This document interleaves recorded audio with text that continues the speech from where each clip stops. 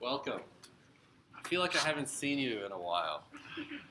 So, uh, thanks. So, in any case, today we're going to, I guess the way I'm structuring class now is we have this horrific Tuesday, Wednesday day combo where we have essentially three 50-minute lectures we need to get through and one discussion. So, what we're doing on Tuesday is two of those lectures and a discussion. And then today we're doing a third lecture to meet our requirement for the class. So what we call this are, what do we call this? Just pain. It's just pain. But, as we've talked about, sometimes pain is necessary. So in any case, that's what we're going to do today is a bit of a lecture piece. And and as always, I'm recording these things, so you can zone in and out, or in any case, take advantage of that. So as for me, my day has been this. If you're thinking you seeing me in the evening, last night was bad enough. My day is I woke up. First 2 hours I spent making a talk that I had to give today. Then I spent the next 6 hours at a meeting on campus where I had to give this talk about the future of computing on campus. The good news there, for those of you who will be around for a while, it seems like campus is getting ready to invest more and more in computing. So hopefully that leads to things like more faculty and who knows what else. And then, of course, I had to then run a faculty meeting, and then I had to come here. So that's all my day has been spent in meetings so far, or preparing for meetings. And actually, the thing I'm most happy about today is I get to be in a classroom instead of it being in meetings. So this is the highlight of my day, literally, so far. So let's all enjoy it. There was a question? Yeah. Oh, God, no one can hear me. Yes. How's that? That's too loud, isn't it? Oh, I can't do that. How about this? Is this okay? Okay, is that okay? How about in the very back? Is that okay? Yeah, all right. All right, so, and then, of course, this whole semester is a test of how, cramming everything into a couple days and at night is going to work out. How do people generally feel about evening classes, actually? Okay, who likes them? Who hates it? Okay, I know all of you. So, no, it's okay. So it's kind of mixed. So for those of you who hate it, my apologies. I don't know what to do about it. The other option was Friday night, so it could be worse, I guess. But yeah, you can't keep everybody happy. I'm sorry about that. But we will ask for your feedback on various things throughout the semester, and certainly at the end.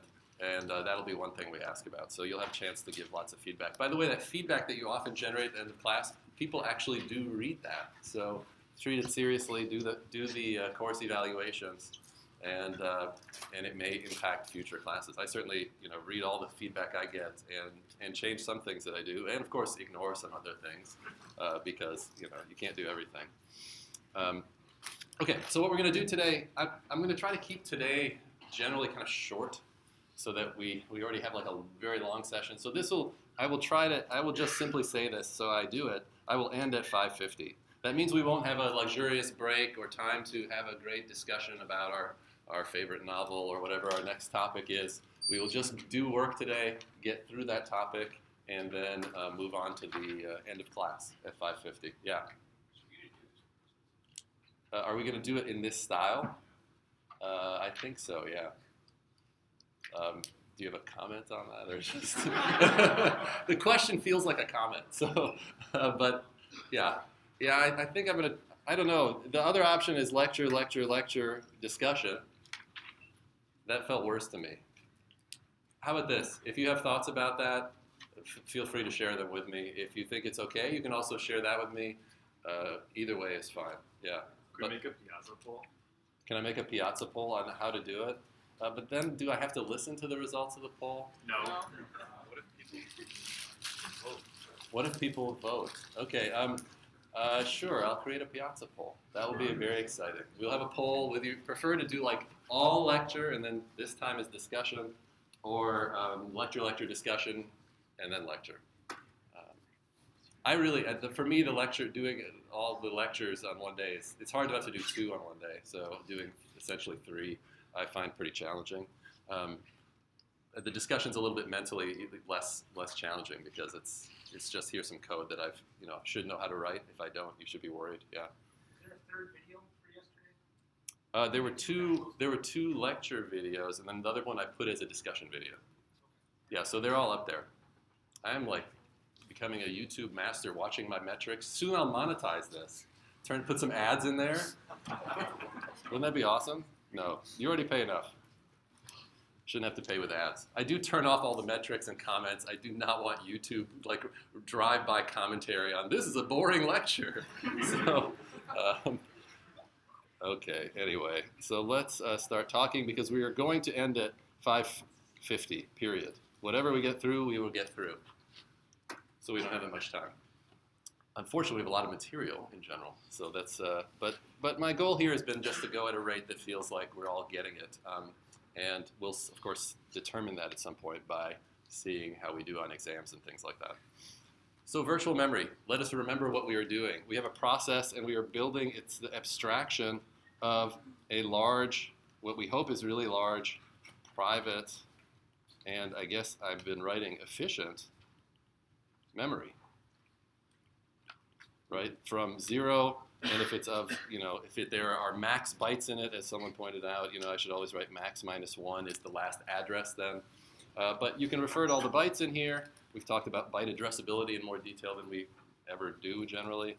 And the abstraction is very nice. You have this very large memory, but we have to somehow map this virtual address space into a physical address space that's shared among many processes and is, of course, just of a finite size. So what we started doing yesterday, was developing a very simple mechanism to do this. And let me just quickly refresh, but we don't need to refresh too much because it was just yesterday. It was less than 24 hours ago that we were talking about something called dynamic relocation. And what dynamic relocation did is, let's say we have process 1 with its blue address space, and let's say we have process 2 with its red address space. Let's just go ahead and make that bigger than the blue address space. So they each have a certain size. We'll call this maybe size 2, and the blue one is size 1. And over here we have, I guess I'll make that even a different color. We have physical memory, and that is where everything lives. Right? So when I look over here at this part of the screen, what I'm pointing to there are abstractions. It's my data structures and code and all that stuff lives in there, but it's just this abstraction. I think it's beautifully arranged from 0 to the max address, so I think I have this kind of whole address space. But in reality, what we're doing is we're placing these address spaces somewhere in memory, and that's not at, each one doesn't have from 0 to its max size. It's somewhere else in physical memory. So for example, this one's placed here, and let's go ahead and put some number, like what we said yesterday, that maybe this is placed at address 100, and what we did here was we said maybe this is placed at some lower address, and these are supposed to be a kind of identical spaces here. So they live in physical memory. And what dynamic relocation or base and bounds lets us do is it just gives us a very simple CPU piece of hardware that we can use in order to translate addresses, right? We talked about virtual memory being centered around address translation, turning virtual addresses into physical addresses, where you think it's address 10, but really it's address, let's say I access address 10 here, but really it's address 110 that you need to access. If you go to address 10, you're going to go up here, and this is not the right thing. That's the basic thing. It's really simple. And it just happens all the time. You really have to appreciate how often address translation is happening when your program runs. Your program has a program counter which says which instruction you're fetching, and then it does explicit loads and stores. Like in x86, we'd call that like a move instruction from, say, memory into a register or vice versa. And all of those addresses need to be translated. Not some of them, not sometimes, each one, every one, all the time. And so the CPU hardware to do that are just these two registers. The base register, which we are going to, essentially, you can think of the address we're accessing, let's say address 10 here, inside of process 1's address space. The address we're accessing is kind of an offset into this address space. Like how many bytes into this address space are we? We're 10 bytes in. That's what we're interested in. So what we're adding is the base. This base register tells us, the location of the address space, AS, in physical memory. And then to do the translation, of course, this is all pretty obvious, hopefully, at this point. What the hardware does on every reference is take, the offset, which is you can think of it as being just your virtual address, plus the base. So when I generate 10 from process 1, it's going to go to the hardware is going to say, oh, that's loaded at address 100, so I'm going to add 100 to it, get 110, and then you'll get the value that you think you're getting. That's how your program's going to work. And then similarly for process 2. The bounds comes in because we're always worried about protection. And it's just making sure that when process 1, for example, when process 1 here generates a reference, that it can't somehow generate a reference outside of its boundaries, right? We do not want an access from process 1 to go outside the confines of its own space. It's been allocated very specific space. By the way, one thing we're not showing, maybe somewhere in memory right now, is the OS itself.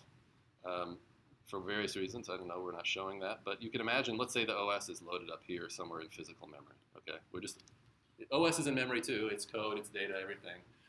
So that has to be somewhere that we can access to. And for now, we'll just assume it's somewhere in physical memory. We won't talk more about it where it really is till later. So what is the protection, the bounds really checking? Well, you can imagine what it's checking. What kind of addresses could the process generate that would get us into trouble? What's an address here that would get us into trouble for process 1? Just an example. What are the two types? There's really two types, right? One is it's too big. So if we try to say, hey, I'm referencing address 200, but the amount that I have allocated so far is only 100, 200 would kind of go to here. So we need to check that and make sure that doesn't happen. And of course, the process could generate maybe a negative address, right? It could somehow generate, if you take it as a negative, if it's able to create some sort of negative, then it could be offset this way. So you just want to make sure that it's in bounds. Simple as that.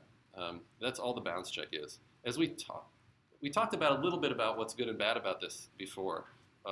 What's good about it are pluses are that it's fast, that it's simple, that it actually does provide a simple virtualization, kind of minimal. But there are a lot of problems.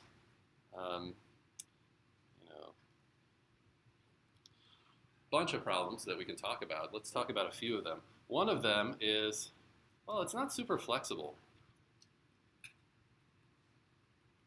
Right? It's not very flexible in that whenever I have a new address space, and if I have to have a big address space in memory, I have to have a huge amount of contiguous space available in physical memory to allocate that space for that process. For example, if I had a large physical memory, and let's say I had an address space that was like this.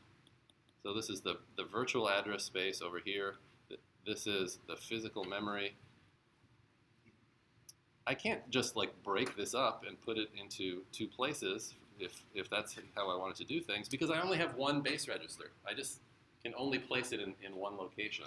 So I can't do this kind of splitting up or anything like that to kind of better fit the free space of physical memory. And in fact, that's a very general problem in memory allocation of any kind that you've probably seen already. What do people call it when memory gets all kind of chopped up and you can't kind of allocate something that you want to allocate? What's that called?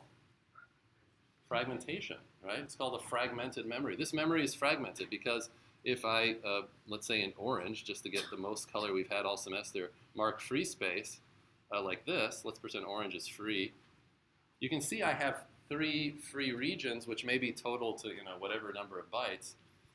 But if I need something that needs all of those bytes, an address space that needs all those bytes, it can't get them, at least instantaneously, because they're all kind of spread out. I need contiguous large chunks.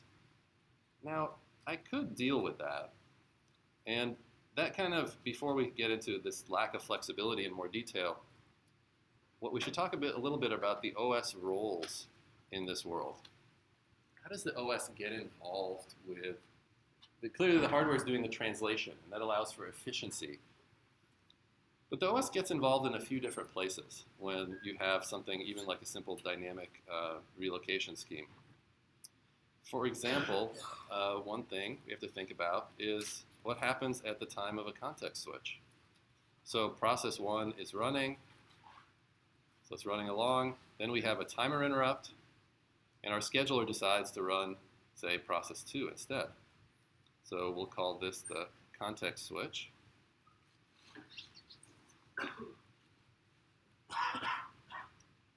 What does the OS have to do with the base and the bounds? Well, pretty obviously, it can't just leave the old base and bounds in there because, as we saw in this example here, the base and bounds of process 1 and process 2 are quite different. They each have their own base. Process 1 is 100, process 2 is 1,000, and they each have their own, maybe their own different sizes. Process 2 seem to be bigger than process 1. So when the OS has to be cognizant of the base and bounds registers, and it needs to switch them when it switches between processes, right? When it switches to process from 1 to 2, it needs to switch the base and bounds from 1's base and bounds to 2's base and bounds. Does that make sense? Any questions about that? Kind of makes sense. So OS clearly will save and restore base and bounds. OS must do this. Now, how it's going to do this is with some sort of instructions to do so. And what do we know about those instructions? Without knowing anything about them, what could you tell somebody about the nature of those instructions? The typical instructions, can you just, changing registers is actually very easy in general, but base and bounds, maybe we don't want that to be so easy. What could you do if you could change your base and bounds? Access any memory, right? You could just say your base is 0 and your bounds is the size of the physical memory, and next thing you know, you could generate address references that refer to all of memory, right? So you could do very dangerous things. So the instructions to do so are clearly going to be privileged. That's strange. So we don't want arbitrary control over things like base and bounds registers to be available to user processes. Now, where else would the OS get involved with the base and bounds? Where else might it change those values other than a context switch? Yeah? If memory is fragmented and it wants to move memory to defragment it. Yeah, great. If it wants to maybe defragment memory, what the OS might do, let's say we have the OS, here's our physical memory again, and let's say we have one address space here. I'm just going to use blue for expedience. We have another address space here called P2. And we see that we have these free spaces like this. Let's pretend they're all free. Let's forget about the OS for a second. We want there to be one large, the ideal memory allocator just always has everything packed into one side of whatever the region you're managing, and the other side is entirely free. So what we'd like to do, our goal is to look something like this, right? We'd like to have the first address, say, P1 up here, and then P2 right here. That's our goal, this direction here. So how do we achieve that? If the OS wanted to do that, what would it do? What steps would the OS take to defragment? What would it do? What are the things it would do? You have to think a little bit paranoid. If you get this wrong, the system's going to behave very poorly. Yeah. Name one thing that it does. Well, it's going to move P2 upward. It's going to move P1 upward too. So yes, it has to move things. But before it even moves things, it has to do something. What's that? Yeah. Yeah, absolutely. It's going to have to know how much space is available here and there. But even before then, what do we have to do? Yeah. Well, we could change the base and the bounds. So we're clearly going to do that at some point. But even before we do that, what are we going to do? Somebody else, maybe. Yeah. That's absolutely true. So we need, a way to decide, where to put each. What else? What else are you doing? What are these? What is a process? Yeah. Stop the currently running process. Oh yeah, stop the running. That's what I'm talking about. Yes. Looking too much for one answer, therefore all the other good answers I'm forgetting. But yes, the first thing you need to do if you want to defragment these address spaces is you need to stop the processes, right? Or the process or the processes. They cannot be running while you do this, right? You're moving where their memory is. They're generating address references all the time. So you need to stop them. In other words, you make them blocked on something. You don't make them runnable anymore. Once you do that, then you can, run some sort of algorithm. And an algorithm to say, oh, what do we need to do? So then you figure it out. Now then you have to figure out, you have to be careful a little bit here because this is a copy that you need to do what? Why do you have to be careful with this copy? Yeah. Oh yeah, how about you?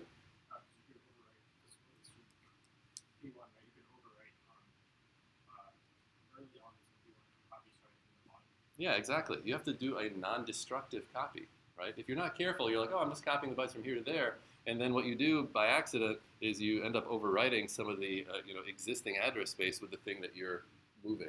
So you have to do a non-destructive copy, which isn't hard. It's just you have to do it carefully, and then do the same thing with P2. So stop the processes, decide. Let me move this one down here. Then writing a little bit sloppy today, do a non-destructive copy of the address spaces to their locations, and then in their saved register state, change the base and bounds to the new values.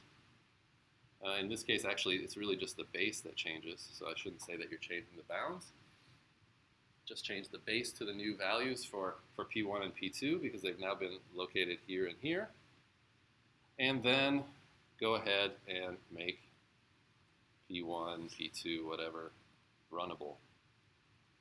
And at that point, the scheduler will take over and do the right thing, which is it'll start running one of them if you have one processor or both of them or whatever. And it will restore them and start running. And what's amazing is the process doesn't know a thing about this. The process, the only way it can tell is if it's constantly looking at what time it is, and then it's like, why did it take you so long to run me the next time? It's because I was doing this defragmentation. Any questions? Does that kind of make sense? Yeah. Even though like a process's virtual memory can never be fragmented, is it atypical for a process to ever have more than one virtual memory space? So the question is does a process ever have more than one virtual memory space? I'm trying to figure out kind of what you're getting at. I guess the model that we have is that a process has everything that it accesses is in its virtual address space. Everything is in some way mapped into that address space. Now, you may map interesting things into that address space to make them accessible to you. For example, there's something called a memory map file. A memory map file takes something that's on the disk, makes it like some bytes on a disk, it makes it look like it's part of your address space. When you go and access it with normal loads and stores, it does all this crazy stuff in the OS, which we will learn about, like bring that bytes off the disk into memory and then lets you access them as part of your address space. But it's still just part of your one address space.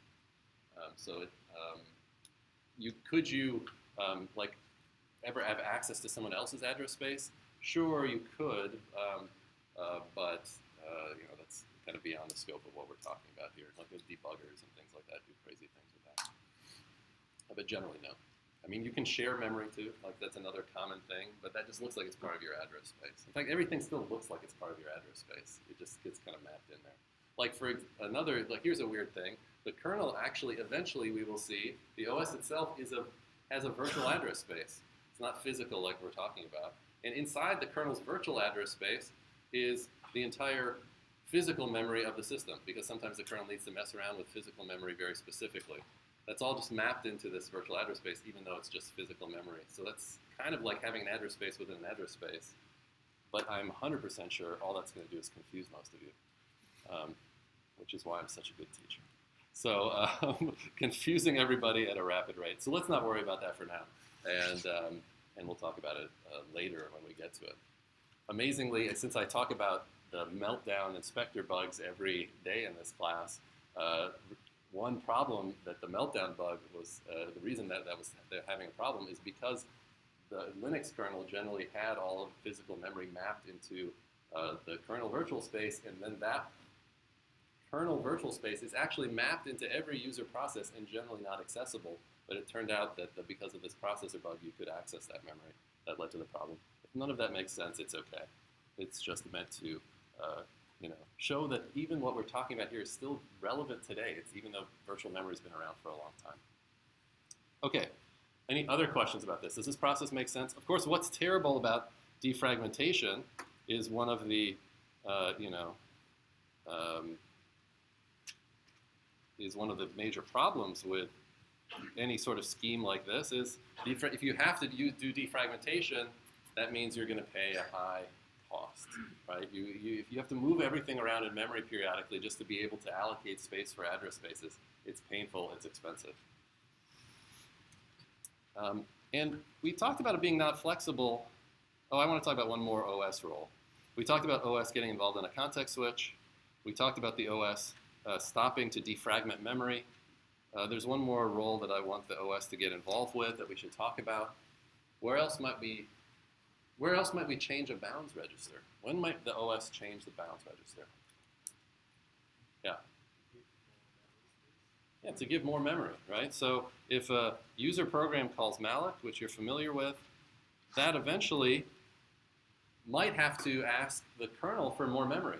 A user process can't just decide it wants more memory. It has to be grown. So if we have our heap, for example, is this part of this address space, we might want to grow our heap. And the way we would grow our heap once we've used the existing amount that we have is we would ask the OS using a system call for more memory. And classically in Unix, that's like the sbreak system call, which marks the breakpoint or the kind of end of your heap. But we basically do some sort of syscall and ask for more memory. Now, the OS, in response to this, if it grants you this memory, all it's going to do is very easy, right? If it just wants to grow your heap and there's nothing there, all it has to do is change the value of the bounds register and then just return. And then the library can use that memory and hand it to user processes, etc. So it's a very easy thing for the OS to do. If there's not space, right? For example, let's say I ask for this much space off of process 2. I don't have that much space. I would have to then do some sort of rearranging, like a defragmentation, at least partially, in order to make space, and then it would be more work. Yeah. Oh yeah, that's a great point. So the point being made is, let's say I said directly, you just have to change the bounds register, but the security conscious observation, which is a correct one, is that the OS does do a little bit more work at some point between when memory got freed and then when memory is being allocated again. And that work is specifically making sure that there's nothing that is some other process generated is available to you in now because you got this memory that someone else used to have. So for example, in our example here, let's say previously in purple, let's say there had been a process running right here. Let's call it process 3. It had been running there, but then it died, and then the OS freed up that memory and its tracking of memory free spaces. And then process 1, like I've indicated here, wanted to grow its heap. So somewhere between that deallocation of process 3 and the allocation of the space to process 1, we have to make sure to zero out that space. The OS is going to be very concerned about anytime it hands you a disk block or anytime it hands you a piece of memory that there's not some old information in there. That would leak all sorts of secrets that you don't want to leak. So that's absolutely true and an excellent point. But after zeroing the memory. Thank you for pointing that out. Yeah, it's kind of fascinating. Eventually, we might talk, if we have a little bit of time at the end of class, about virtual machines. You're running one virtual machine so far in this class, which is called QEMU, or however people pronounce it. And that's a machine that, it's essentially a software program that pretends to be a machine running on top of an actual machine. And of course, if you ever use the cloud, you're running, how many people have used like AWS for something? I remember a few people have. You can rent like a virtual machine in the cloud that's like, it's basically a piece of software running that, and hardware, using a lot of hardware support that lets you run a bunch of OSs on one machine, amazingly. We'll talk about that a little bit at the end of class probably, end of the semester probably. And then things like zeroing memory suddenly become these weird performance problems, because what happens is in the virtual machine that's running, that's zeroing memory, but then the OS underneath is also zeroing memory. So then you have basically each piece of memory that's being allocated in the system being zeroed twice, because we have one extra layer of virtualization going on. Again, if that makes no sense, it's okay. We'll come back to it. But yes, the OS is responsible for this sort of thing. Okay, so OS gets involved in some cases. When you start something up, it finds space, it sets the base and bounds. When you switch between processes, when you then want to defragment memory, or when you just want to allocate memory, all those cases we want to deal with. Yeah? Your computer is about to die. Oh, great news. You'd think you would have just silently let it happen. And then everyone would be, would make a break for the door. But thank you. Fortunately, you sounded a little sad reporting that news, I hate to tell you, sir, but your computer isn't going to make it. Oh, it's terrible news. Okay. So now you can rest assured. Were you just like panicked, like watching it, go down, and like, when should I say something? How many people notice that my battery is about to die? I'm very observant. All right, well, thank you for taking the chance and telling me. Because sometimes, I get really angry when people tell me things like that. So you took a chance. It turned out okay. Okay, other questions about dynamic relocation? Kind of make sense? Very simple, but on every axis. That's the thing you cannot forget. Every axis is virtual, right? In our process, we have only virtual memory. We do not know in physical space. It's really weird. You've never known where in physical memory things run unless you run on some sort of system that, some embedded system where there is no virtual memory. In our world that we're talking about, every C pointer that you look at, etc., is a virtual memory address. It's a lie. It's an illusion. The OS is lying to you to give you this illusion of a beautiful, contiguous, large address space. So let's talk a little bit, about one more thing, which is this lack of flexibility. Dynamic relocation only gives us this one pointer, one address. What we'd like to do, for example, our ideal address space is really large, because we'd like to do something like, for example, we'd like to put code at the beginning, near the beginning. And then maybe we'd put like, a heap here.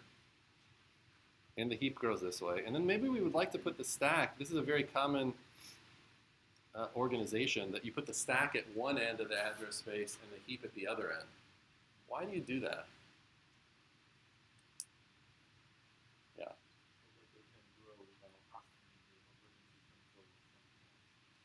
Well, I think it's so that they can grow. Yes, I'll take part of your answer. The other part we'll get to. So these can grow independently. So if you have a really large heap, it can grow down. If you, instead of a program for some reason, maybe it's heavily recursive and has a really large stack, it can grow maybe. And then, of course, you have to be careful of them not running into each other. But it's a very flexible model when you have two things inside your address space, a heap and a stack, that grow, to kind of put them far apart and have them grow at each other. If we do this with dynamic relocation, it doesn't work well.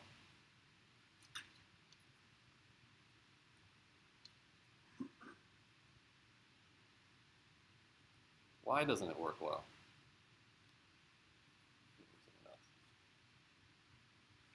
Why doesn't it work well with dynamic relocation, with our base and bounds? Why is that not a great thing to do with our address space? Yeah?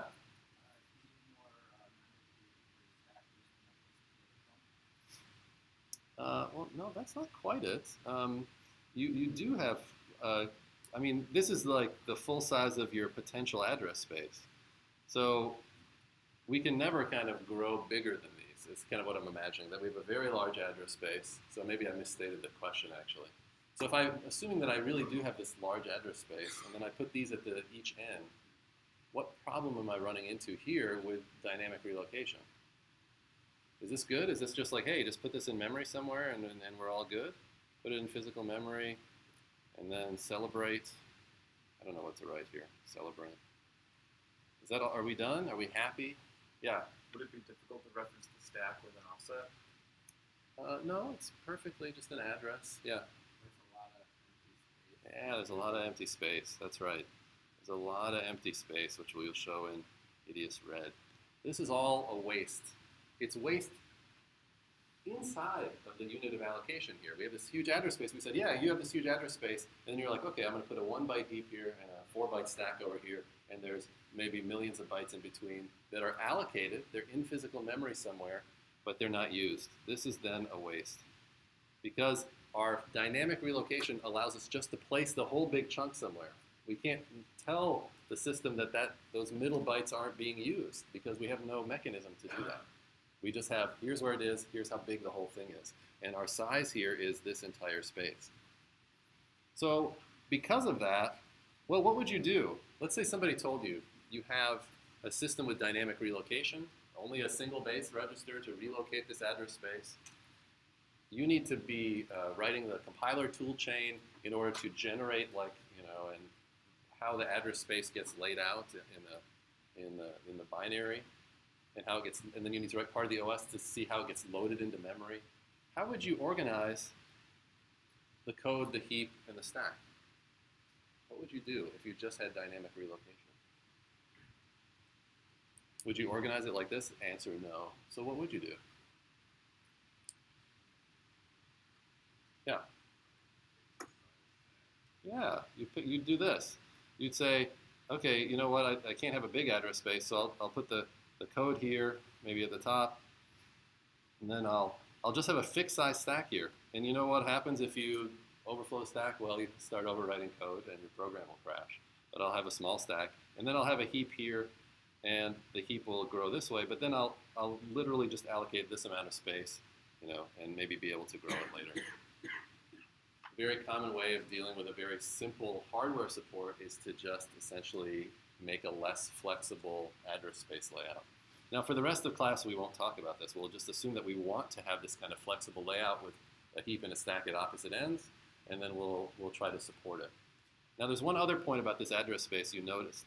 I'd like to be able to, for example, leave 0 and the 0 address unused. And in fact, what would I really like to have happen when I access the 0 address? Yeah, right. What's the answer that I'm always looking for, or that you always want to give? You want to fault in some way. You want to generate hey, you're accessing a null pointer. But the hardware just says you can access from 0 to the size of your address space. It doesn't have even a notion of being able to support something like a null pointer exception. So we just go ahead and jam all the code up there. If you happen to access a null pointer, well, you'll get whatever the first instruction is, or the first byte of the first instruction. So there's not much support for things like that with these simple mechanisms either. Okay, so look, we are flying through the time. Somehow we are talking about dynamic relocation, but OS support for it. Now we're just going to talk about a slight generalization of that, and that's what we'll end with today. So then you can go eat dinner or whatever if your schedule's offset, eat lunch, or even more offset, eat breakfast, whatever. I don't know. What time do people wake up, young people these days? 10 a.m.? That sounds like an early riser. Am I right? 7 a.m.? 8? Who's the latest? Who gets up really late? Okay, what time? 1. See, that's what I'm talking about. That guy's living right. Okay, so in any case, so for you, nighttime class works very well. Or maybe not. He's like, not really. So let's talk about one more thing. So what we're going to do now is we are going to generalize base and bounds. The reality is if you have an idea, what's often interesting to think about, can I generalize this and kind of make it a little bit better? And the next idea that we have is going to generalize base and bounds, and it's simply called segmentation. But really, you can think of it as it has multiple base and bounds registers per process. And you can think of there's essentially one base bounds pair per logical region of the address space. Okay, that's what segmentation is. It's just like the idea that we had a moment ago, but instead of having one base bounds pair, it's going to allow us to relocate different parts of our own address space separately into physical memory. So let me draw a picture so that makes sense. I'll leave the definition right there. So here we have our process. Now we're going to try to support this very large address space, which is sparsely used. So we might have like code up here or something like that. And we might have our heap here. There are other parts to address spaces than these three things, but we'll focus on these three because they're the main three that we think of. Of course, other parts are like when you create a binary, you create code and some static data, statically initialized data. That's going to be in here somewhere. Some statically allocated but uninitialized data will be in here, and then your heap, but we'll forget about all that. What segmentation is going to allow us to do is, here's our physical memory. It's going to allow us to place the code separately from the heap, separately from the stack. So here's the code in physical memory. We'll be able to place the heap down here, and we'll be able to place the stack anywhere. Like, let's say place it right here. Very simple idea. Same idea as base and bounds, but it allows us to relocate pieces of the address space, which means immediately what we see is this kind of internal waste, this space between the heap and the stack that isn't used. You notice that this is not mapped to physical address anywhere. In other words, I don't have to allocate this piece right here because I'm just allocating the pieces that I'm using separately. Right? I'm just saying, the code stack and heap are here, here, and here, and I don't have to worry about space between them anymore because we're not allocating them in physical memory. When we had this scheme before, if we just had a base register, like to point to the top, we'd have to move this entire address space somewhere into physical memory. Once we have more base and bounds pairs, in this case we need 3, we can go ahead and relocate each piece individually. Questions about the general idea? What's the point of having them oppositely opposed? What's the point of having them oppositely opposed? That's a great question. Remember, they're still fitting into our virtual address space. So if you put them right next to each other in our virtual address space, they're going to run into each other. At some point, those virtual addresses are meaningful to me. In physical space, it doesn't matter over here. But here it matters because I want to be able to grow this, and these addresses are, to data structures in mind and so forth. So that space matters to me as a programmer. And then what matters to the OS as the manager of the memory as a resource is, where in physical memory are these things. And then, of course, it might matter, you might think about, if this is a stack segment or a heap segment, that they, grow differently. So maybe I want to put, it in a certain place where I know growth is easy, for example. So does this solve the, question?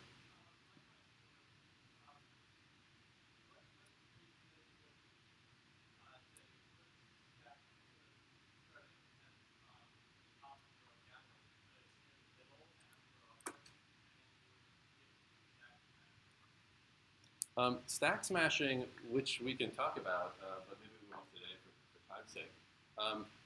Stack smashing is basically caused by any time you interleave control and data on the stack. But actually, the direction of it doesn't actually matter. It just changes how you do the stack smashing. So if you, and I could write a piece of code for you that no matter which direction the stack is going, if you're interleaving return addresses on the stack, you can find a way with a pointer to overwrite the stack. And once you can do that, you can cause something bad to happen. So I could show you an example of that, but it's perhaps a little detailed for offline. So just simply by rearranging our address space, we're not going to be able to solve stack smashing. We're going to need other techniques like stack guards and things like that. If we want, we could talk about that at some point. Don't they talk about that in 354 some at least? Stack smashing, yes. Is there a project that relates to that, or no? Just talk about it. Okay. Good question. Okay, so this seems pretty good. It seems like no waste due to this kind of internal waste that I'm talking about here, which sometimes people call internal fragmentation. It's not really a good name, but historically people call it that. So no internal fragmentation.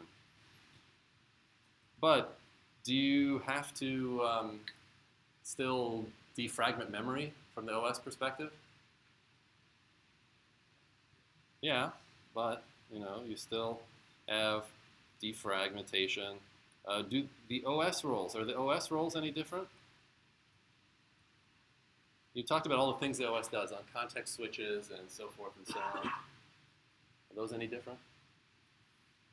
Well, you have to, I guess we haven't talked about the mechanism, but you still have to do, save and restore of base bounds pairs.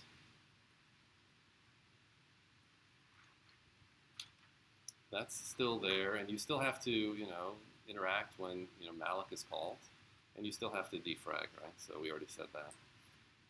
I'll just write it again here. So all these roles are kind of similar, but we do have this advantage that we're a little bit more flexible. Now there's some details of of segmentation that we aren't going to get to today because we just have a couple minutes left. So what we'll leave for the future is segmentation in detail. Coming up. I will just preview that right now. The preview is very simple. When we generate an address in our virtual address space, the hardware now has a problem. For each of these segments, as we'll call them, we have to know which segment we're referring to, and then pick the correct base bounds pair, which tells us which base this is and how big that segment is. So we're going to need to figure that out. I will leave it as a mystery because what better way to really make you think, I can't wait till next Tuesday, is to find out the answer to this segmentation mystery. So which segment does this address reference refer to is our big question. And we haven't answered that. And then what we'll see as we get into end of segmentation is that it's still not that great, and we're going to need something else. And so we're going to start talking about that last thing, which is called paging. Okay, so quick class today. Thank you.